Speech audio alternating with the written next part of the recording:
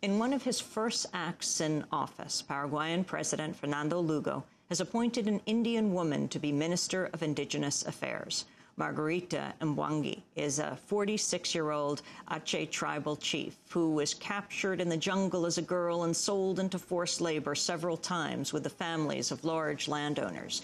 She spent the early part of her career as an activist defending her people's land. Her appointment makes her the first indigenous person to oversee ethnic Indian affairs in Paraguay. President Fernando Lugo formally named her to his cabinet Monday as he began setting up his government following his inauguration on Friday.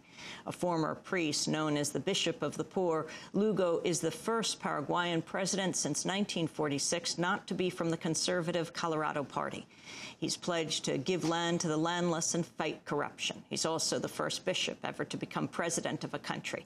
Lugo says he was influenced by the liberation theology of the 60s. Both Paraguay and the Vatican banned clergy from seeking political office, so Lugo resigned in December of 2006. He said he would not marry during his 5-year mandate.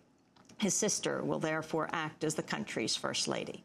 On Saturday, Lugo traveled to San Pedro, the province where he spent 11 years as bishop. He was accompanied by the Venezuelan President Hugo Chavez, who's promised to provide Paraguay with a steady supply of fuel. Appearing on stage together, Chavez gave Lugo a replica of South American independence hero Simón Bolívar's sword. Brandishing the sword in his hand, Lugo pledged to fight for justice and end corruption. No, vea puro y técnico, déjalo ahorita. Si hay fruta, vea. Esto Bolívar no usó. Nosotros sí lo vamos a usar. This was used by Bolivar. We too will use it, and I say this very seriously. We will use it against corruption, bribes, and those that stole from the country. They deserve justice, and this is the sword of justice. Bolivar's sword is something symbolic and emblematic. Greg Grandin is a professor of Latin American history at New York University and author of Empire's Workshop, Latin America, the United States, and the Rise of the New Imperialism, joining us now in our Firehouse studio. Welcome to Democracy Now! Hi, Amy. Greg, talk about the significance of Fernando Lugo becoming president of Paraguay. Well, it's enormously significant. I mean, just think of Latin America. In some ways, Lugo completes the set. Latin America is governed by a series of leftist or center-left presidents that in each one representing different currents within the Latin American left. You have indigenous rights organizers, you have social democrats, you have trade unionists, you have nationalist and military populists, and now you have a liberation theologian. In some ways, he completes the ascension of the return of the Latin American left. Talk about his history, his biography, Lugo. Well, he was born in 1951, and in some ways his life spans two different, very distinct periods in Latin American history. He came of age when liberation theology was spreading across the continent. He became a priest in 1977, but he was entering into maturity when, in the late 60s, when the Catholic Church, Christian-based communities, and particularly in Brazil was a big center of liberation theology, was affirming a commitment with the poor, developing a critique of international capital, understanding exploitation and poverty as what liberation theologians called social sin. And then he became politically active in Paraguay in the 1980s and 1990s, when these new social movements, particularly peasant movements in Paraguay, were emerging and taking the lead, emerging as the vanguard in the opposition to the Colorado Party.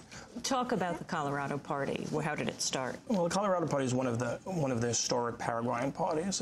Its roots go back decades, and in some ways, and it's been in power for 61 years, since the late 1940s. And you can think of its rule divided into two periods. The first period was dominated by Alfredo Stroessner, he ruled between 54 and 89, a classic Cold War dictator, very much involved in setting up Operation Condor with other Latin American anti-communist dictators and terrorist states. Which was Operation Condor? Operation Condor you can think of as a consortium of death squad intelligence apparatus in one country after another. It basically brought together all of these distinct death squad units in Chile, in Paraguay, in Argentina, and Uruguay. Radiating from Pinochet?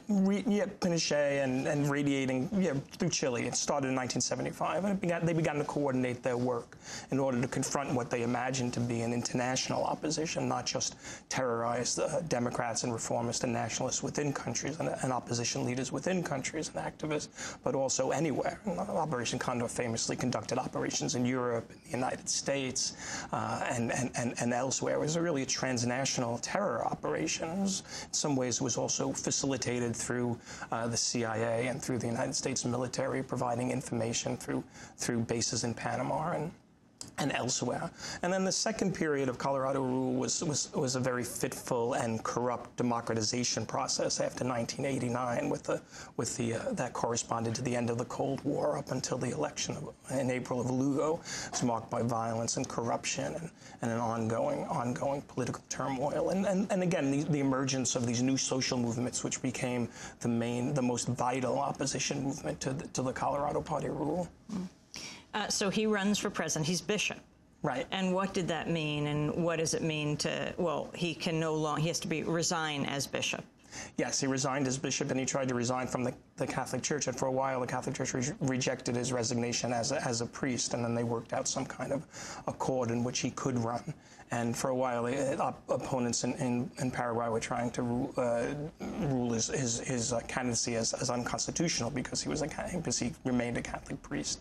It was enormously important because he was able to unite movements as coalition. It's a very broad coalition comprising 10 political parties, including the more conservative and establishment opposition party to the Colorados, the authentic radical liberals, which is another historic Paraguayan party, but then also a broad array of smaller leftist party, but also 20 social movements. And the heart of that is in some ways the peasant movement, the campesino movement, which he was very much involved in during he was the bishop of the province of San Pedro, which is to the northeast of Asunción, the capital of Paraguay, and that's really the heart of a lot of the soybean production, a lot of the worst of the dispossessions that happened since the land dispossessions really start in two periods. One is under Stroessner and the dictatorship, in which he hands out vast tracts of land under a so-called land reform to military cronies.